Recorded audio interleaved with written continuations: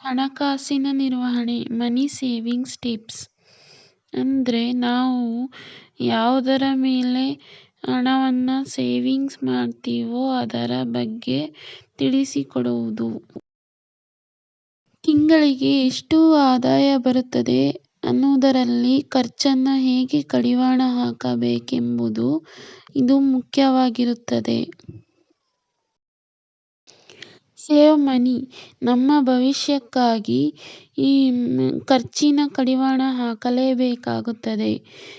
ಯಾಕೆಂದರೆ ನಾವು ಯಾವುದರಲ್ಲಿ ಯಾವುದನ್ನು ಉಳಿಸಬೇಕು ಅಂದರೆ ಕರೆಂಟ್ ಬಿಲ್, ನೀರಿನ ಬಿಲ್ ಇತ್ಯಾದಿ ಬಿಲ್ಗಳಲ್ಲಿ, ರೇಷನ್ ಬಿಲ್ ಮುಂತಾದವುಗಳಲ್ಲಿ ಎಷ್ಟು ಸೇವ್ ಮಾಡ್ತೀವೋ ಅಷ್ಟು ಉಳಿತಾಯವಾಗುತ್ತದೆ. ಸೇವ್ ಮಾಡೋದೊಂದೇ ಅಲ್ಲ, ಯಾವುದಕ್ಕೆ ಯಾವುದನ್ನು ಇನ್ವೆಸ್ಟ್ ಮಾಡಿದರೆ ಎಷ್ಟು ಉಳಿತಾಯವಾಗುತ್ತದೆ ಎಂಬುದನ್ನು ಸಹ ತಿಳಿದುಕೊಂಡಿರಬೇಕು. ಇದು ಒಂದು ಟಿಪ್ ಆಗಿರುತ್ತದೆ.